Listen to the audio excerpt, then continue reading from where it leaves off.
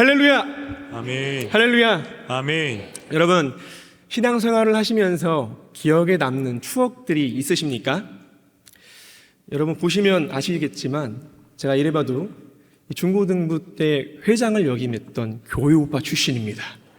얼마나 많은 추억들이 있겠습니까? 여기서 2박 3일 동안 하라고 해도 시간만 주어진다면 한번 도전해 볼 만할 것 같습니다. 여러분 혹시 문학의 밤이라고 아십니까? 네, 아마 고개를 끄덕이시는 분들은 그만한 추억이 있으실 것 같아요. 이게 지역마다, 교회마다 조금씩 부르는 명칭이 다르던데 제 모교회에서는 선교음악회 이렇게 불렀었습니다.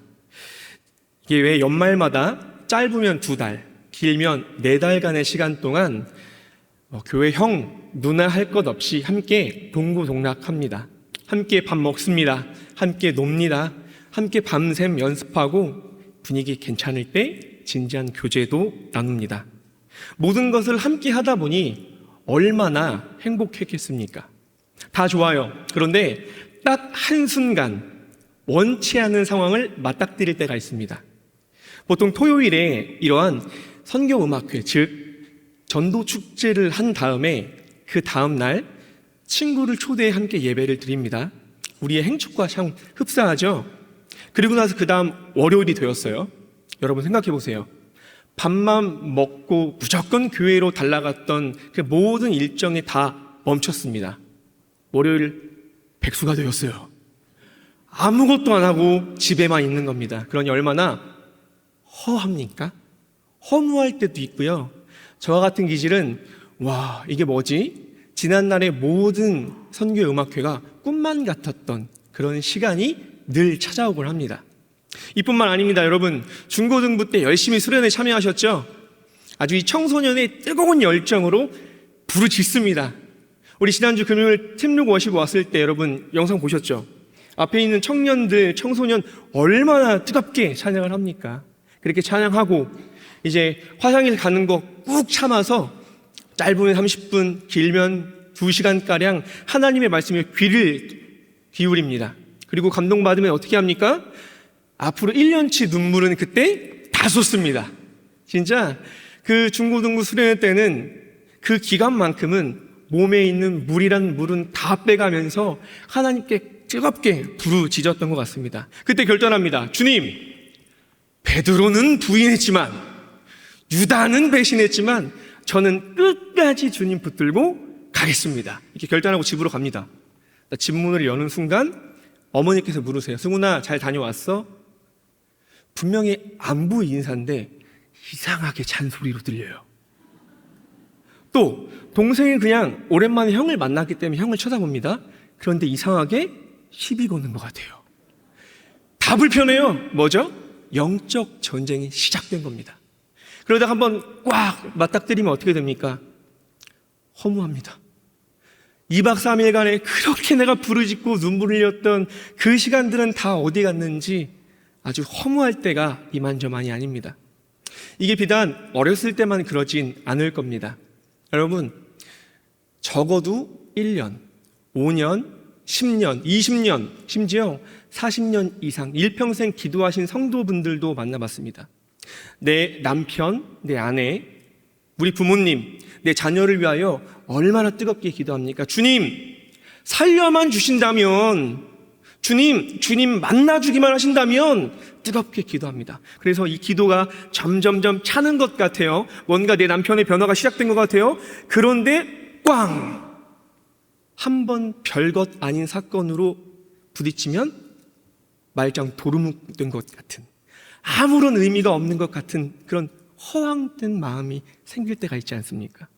또 어떨 때는 내가 40년 동안 눈물 흘리며 뜨겁게 기도했는데 아무런 변화가 일어나지 않은 것 같아 시험 들 때가 여러분 분명히 있지 않았겠습니까? 아마 동일한 상황, 동일한 마음은 아닐지라도 여러분 비슷한 상황과 비슷한 마음을 경험한 적이 있으실 겁니다. 얼마나 허탈합니까? 오늘 본문에서도요, 정말 큰 허탈감, 상실감에 빠진 한 사람이 등장합니다. 바로 엘리야입니다. 여러분, 엘리야는 구약 성경 안에서 정말 특별한 경험을 했던 사람 중 한 명입니다. 불을 내려주셔서, 여러분 이 사건 아시죠? 우리가 11대 1 이렇게만 싸워도 아주 대단한 기록을 남겼다고 하지만 무려 850대 1의 어마어마한 싸움이었습니다.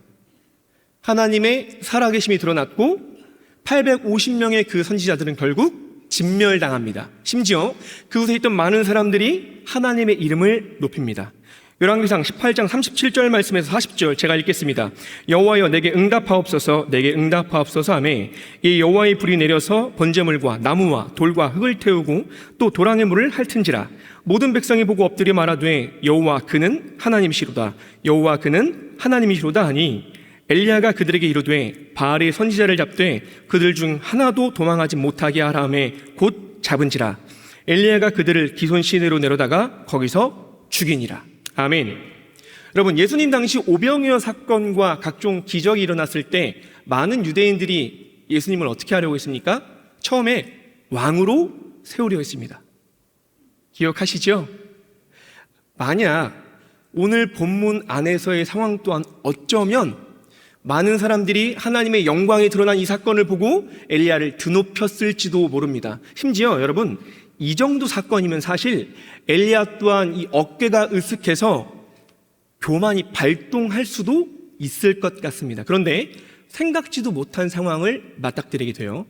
이 모든 상황을 봤던 이세벨이라는 그 당시 여왕이 되레 엘리야를 죽이려 드는 겁니다.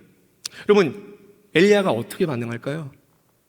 마치 삼손처럼 주여 이번 한 번만 내게 능력을 더하사 다시 한번 불을 내려 주옵소서, 이렇게 했다면 참 좋았을 것 같습니다. 그런데 아이러니하게도 그의 반응은 이러합니다. 열왕기상 19장 3절 말씀 한 목소리로 읽겠습니다. 시작. 일어나 자기의 생명을 위해 도망하여 광야로 들어가 하루길쯤 가서 한 로덴나무 아래에 앉아서 자기가 죽기를 원하여 이르되 여호와여 넉넉하오니 지금 내 생명을 거두시옵소서. 아멘. 여러분, 그는 왜 도망간 걸까요? 두려워서요? 아니, 방금 무려 850대 1의 전쟁에서 승리한 사람입니다. 왜요? 혹시 그의 믿음이 가짜일까요? 여러분, 이 엘리야의 지금 심정이 혹 이해가 되십니까? 그의 마음을 알 수 있는 중요한 표현 하나가 있습니다. 방금 읽었던 말씀 가운데 여호와여 넉넉하오니 이런 표현이 있었는데, 이 넉넉하오니라는 원어를요 지긋지긋하오니라는 표현으로 바꿔 번역할 수 있습니다. 그렇다면 열왕기상 9장 19장 3절 말씀 죽기를 원하여 이르되 여호와여 지긋지긋하오니 지금 내 생명을 거두시옵소서, 이렇게 고백할 수 있는 겁니다. 마치 이런 거죠. 하나님, 이게 말이나 됩니까? 요 정도 사건에서 내가 승리했습니다. 그곳에 있던 많은 사람들이 하나님의 영광을 드러냈습니다. 하나님의 영광을 봤습니다. 하나님을 고백했습니다. 그런데 어찌하여 변한 건 아무것도 없습니까? 되레 지금 저를 죽이려고 듭니다. 하나님, 살아는 계십니까? 저 더 이상 안 되겠습니다. 지긋지긋해서 선지자 못하겠습니다. 저 이 자리를 내려놓겠습니다. 여러분, 이렇게 고백하는 겁니다. 여러분, 이런 엘리야의 심정을 보며 무엇을 느끼십니까? 저는 정말로 이 엘리야 또한 우리와 별반 다르지 않는 사람이구나 라는 것을 깊이 깨닫게 되었어요. 하나님, 왜 세상은 여전한 겁니까? 무려 40년 기도했습니다. 매일 눈물을 흘리며 이 새벽을 지키고 있습니다. 근데 왜 내 상황은 변하지 않는 겁니까? 왜 변하지 않고 그대로인 겁니까? 여러분, 이렇게 기도한 적 없으십니까? 이러한 고백 앞에 하나님께서는 어떻게 말씀하시는지, 우리가 오늘 그 하나님의 응답을 통하여 우리 삶에 답을 찾게 되기를 간절히 소망합니다. 아멘. 첫 번째, 저를 함께 따라하겠습니다. 하나님의 방식으로 여전히 통치하십니다. 여전히 통치하십니다. 생명의 위협을 받았고 그래서 도망갔던 엘리야, 그에게 하나님께서는 이렇게 말씀하십니다. 본문 9절 말씀 다 함께 읽겠습니다. 시작. 엘리야가 그곳 굴에 들어가 거기서 머물더니 여호와의 말씀이 그에게 임하여 이르시되 엘리야야 내가 어찌하여 여기 있느냐. 아멘. 여러분, 하나님께서 몰라서 물으실까요? 욥기 28장 24절은 이렇습니다. 이는 그가 땅끝까지 감찰하시며 온 천하를 살피시며. 모르실 수가 없죠. 그렇다면 왜 부르신 걸까요? 마치 이런 겁니다. 6살짜리 제 아들 찬솔이가 종종 저한테 혼납니다. 그러면 아빠, 나 방에 들어갈 거니까 따라오지 마. 이러고 방으로 혼자 들어가요. 그러면 잠깐 생각할 시간을 줍니다. 그리고 나서 어느 정도 때가 되었을 때 제가 찬솔아 하고 따라 들어갑니다. 여러분, 제가 왜 이름을 부르며 들어간 걸까요? 이걸 말해주고 싶었던 거예요. 찬솔아, 이제 아빠 너한테 간다. 네 마음 아빠도 알아. 이걸 말해주고 싶었던 거예요. 이어지는 본문 말씀 11절과 12절을 보면 하나님의 마음을 더 상세히 알 수 있습니다. 함께 읽어볼까요? 시작.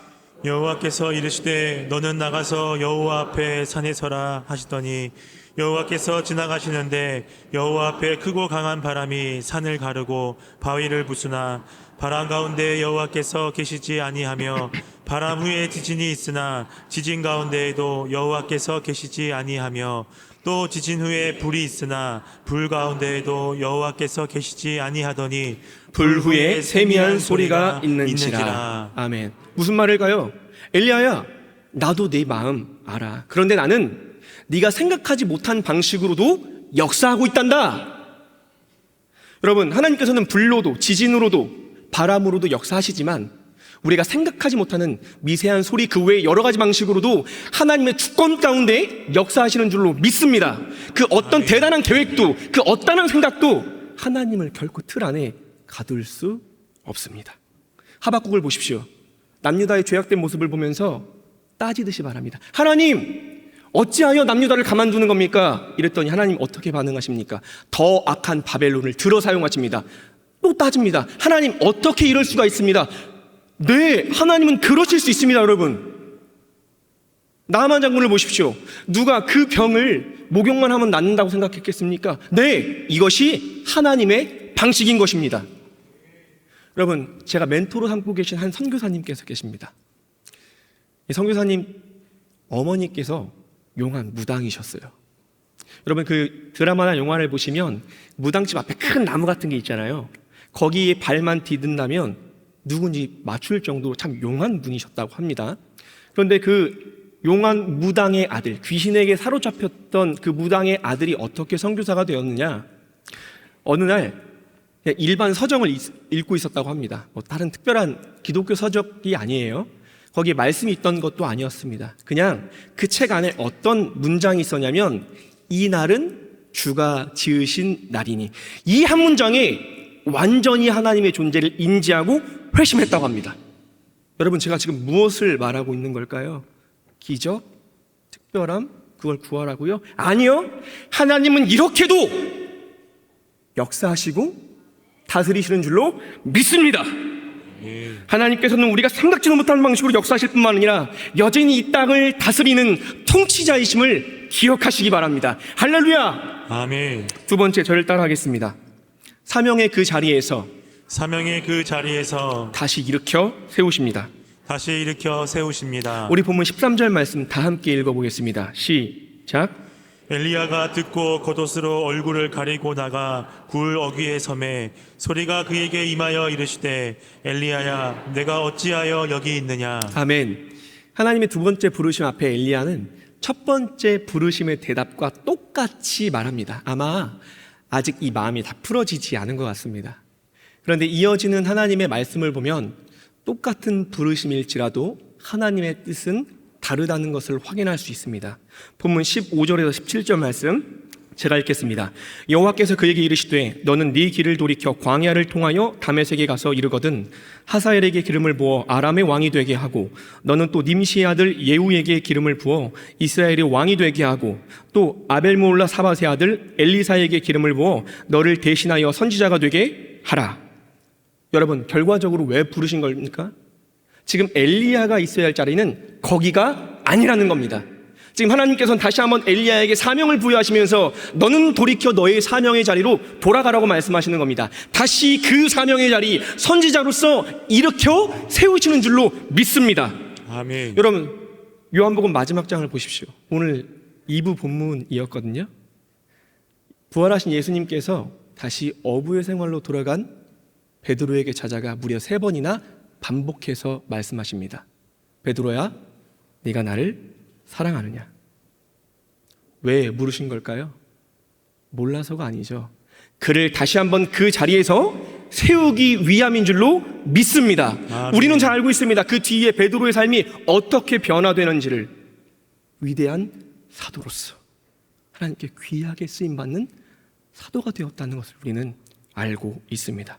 그러니 여러분, 동일한 현실일지라도, 여전히 내 자리 지킴이 아무런 의미가 없는 것 같이 느껴질지라도, 심지어 내 존재에 대한 회의가 들지라도, 여러분, 주 안에서 끝까지 그 자리를 지키시기를 간구합니다. 아멘. 고린도전서 15장 58절을 이렇게 말합니다. 한 목소리로 읽겠습니다. 시작.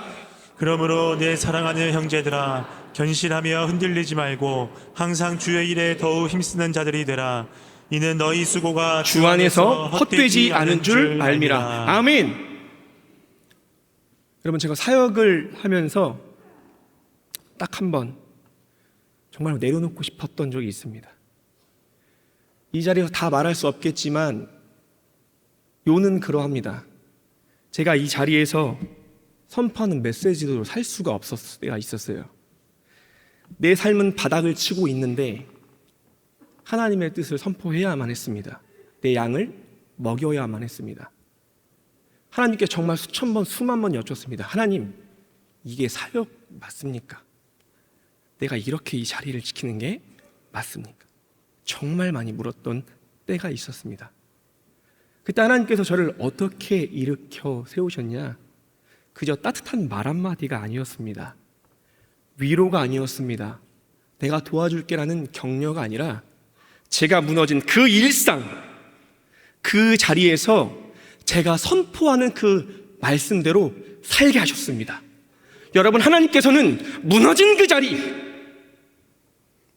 하지만 여전히 지키고 있는 그 자리에서 우리를 다시금 일으켜 세우시는 줄로 믿습니다. 아멘. 지금 여러분의 그 자리가 어떤 자리일지 저는 알지 못합니다. 하지만 나보다 더 잘 아시는 하나님께서는 모든 것을 아시는 분으로서 여러분이 주 안에서 끝끝내 그 자리를 지키며 나아가실 때 앞서 말씀드린 것과 같이 우리가 알지 못하는 하나님의 방식으로 일하실 뿐만 아니라 우리를 살게 하실 줄로 믿습니다. 바라기는 주 안에서 여러분 꼭 이 단어를 기억하시기 바랍니다. 위대한 일상을 살아내시는 이곳에 있는 모든 주의 백성들 되기를 간절히 소망합니다. 아멘. 세 번째, 저를 따라 고백하겠습니다. 하나님의 계획은 광대합니다. 광대합니다. 하나님께서는 두 번 엘리야를 부르신 이후 마지막으로 오늘 본문 18절에서 이렇게 말씀하십니다. 한 목소리로 읽겠습니다. 시작. 그러나 내가 이스라엘 가운데에 7,000명을 남기리니 다 바알에게 무릎을 꿇지 아니하고 다 바알에게 입맞추지 아니한 자니라. 아멘. 여러분, 남은 자가 있다는 이 말을 들었을 때 엘리야는 어떠했을까요? 모르긴 몰라도 정말 큰 위로를 받았을 것 같습니다. 여전히 동일한 현실을 두고 하나님 바뀌지 않는데 나만 홀로 싸우는데 이런 얘기를 하다가 이제는 지긋지긋해서 못해 먹겠다고 얘기했는데 자신 말고도 7,000명이 더 있다는 겁니다. 큰 위로가 되었겠죠. 그런데 여러분, 핵심은 위로가 아니에요. 하나님께서는 그를 먼저 위로해 주실 뿐만 아니라 그 뒤에 7,000명이 있다는 것은 하나님의 더 광대한 계획이 있다는 사실을 엘리야에게 말씀해 주신 겁니다. 여러분,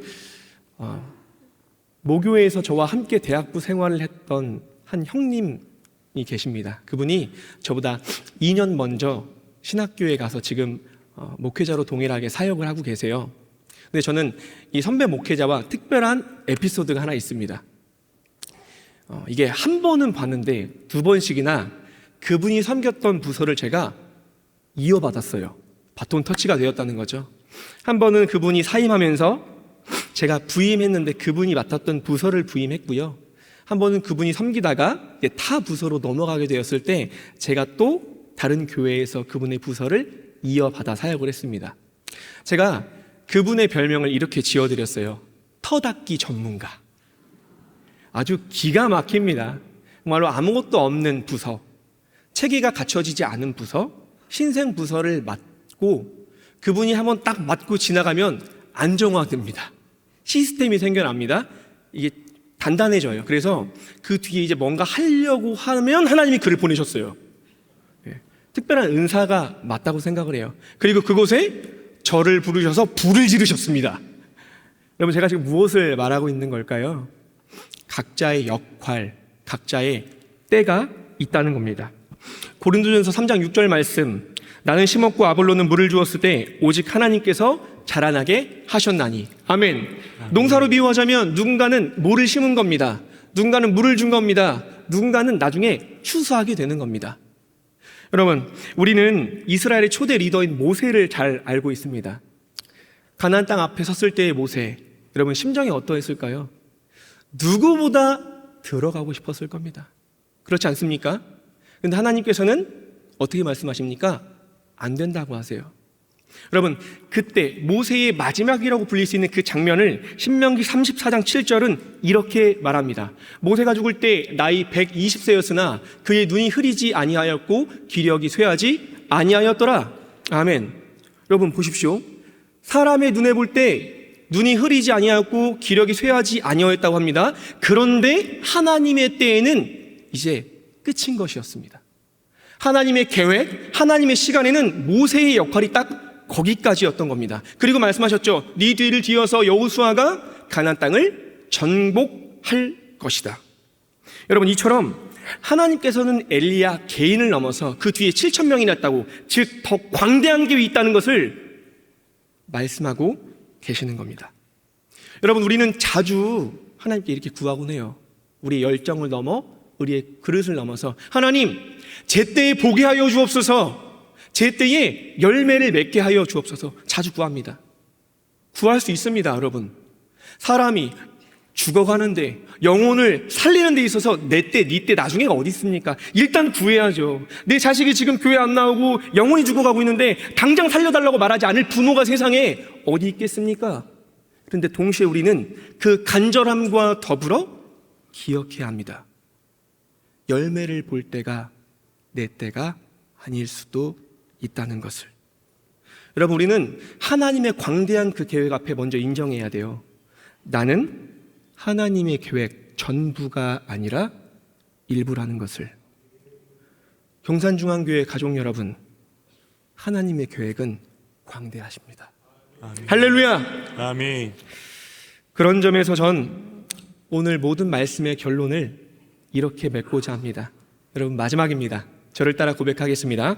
우리는 퍼즐 한 조각입니다. 퍼즐 한 조각입니다. 다시 한 번만요. 우리는 퍼즐 한 조각입니다. 우리는 퍼즐 한 조각입니다. 여러분, 어렸을 때 퍼즐 조각 많이 맞춰 보셨죠? 아마 최근에 또 손주들과 맞추다 오신 또 할머니, 할아버지가 계실지 모르겠습니다. 여러분, 정해진 어떤 공식은 없다 하지만 퍼즐을 맞출 때 보통 두 가지 방식이 있다고 합니다. 하나는 이 퍼즐마다 그림이 조금씩 다르잖아요. 어떤 건 그림이 아주 특색 있게 명확한 게 있고, 또 어떤 거는 그냥 배경만 있어서 어딘지 알지 못하는 퍼즐이 있어요. 그런 점에서 두 가지 방식이 있죠. 먼저 맞춰서 맞춘 그것들을 한 번에 모으는 방식이 있고요. 모양 따라서 테두리부터 맞춘 다음에 그 내부를 채우는 방식이 있습니다. 여러분, 뭐 어떤 방식이든 정답은 없을 겁니다. 그런데 잠깐만 생각해 볼까요? 퍼즐을 맞출 때 퍼즐은 보통 두 가지 형태로 있습니다. 첫 번째, 특성이 명확해서 먼저 자리에 가 있습니다. 이 친구는 퍼즐이 완성될 때까지 주구장창 그냥 계속 기다려야 돼요. 그렇죠? 또 다른 퍼즐은 얘가 어떤 그림도 없고 특색도 없고 도대체 어떤 아이 될지 전혀 감이 잡히지 않아서 거의 다 완성할 때쯤에 얘는 여기저기 막 치고받고 좌충우돌하고 돌아다니다가 주변의 그림에 맞춰서 들어가는 퍼즐이 있습니다. 두 가지 종류예요. 하나는 계속 기다리는 퍼즐, 하나는 특색이 없어서 맨 마지막에 끼워지는 것 같이 그러나 마지막에 완성되는 퍼즐. 여러분, 10피스짜리든 100피스든 1000피스든 10,000피스든 어떠한 조각도 놓여지는 때가 다를 뿐이지 모두 필요합니다. 여러분, 인정하십니까? 아멘. 그런 점에서 여러분, 우리는 기억해야 합니다. 인간의 삶은요, 이 퍼즐 조각과 너무나도 흡사해요. 나라는 사람의 퍼즐이 어떤 특색을 가지고 있고 어떠한 강점이 있고 지금 여기서 얼마나 오래 기다렸고 지금 내가 좌충우돌을 하고 있고 여러분 이것도 중요하지만 더 중요한 것은요 이 모든 퍼즐을 누가 맞추고 계십니까? 하나님이 맞추고 계시다는 겁니다. 하나님이 맞추고 계십니다. 아멘. 그 하나님께서는 우리의 아버지이시며 그 어떤 조각도 가벼이 여기지 아니하시고 자신의 의로운 오른손을 붙들고 하나하나 집어가면서 하나님의 때에 가장 좋을 때에 배치하고 계시는 줄로 믿습니다. 아멘. 그러하니 여러분 10년 기다리고 20년 기다리고 40년 기다리고 지칠 수 있습니다. 그러나 그런 기다리는 것보다 우리가 해야 할 태도는 그 가운데 우리가 쓴 그 가운데 하나님 보내신 그 자리 가운데 조각을 맞추고 계신 우리의 아버지를 바라보시는 것인 줄로 믿습니다. 아멘. 바라기는 내 인생이 퍼즐 한 조각의 인생임을 인정하고 그저 오늘도 아버지를 바라보는 행복한 삶을 살아가는 경산중앙교회 모든 가족들 되기를 간절히 소망합니다.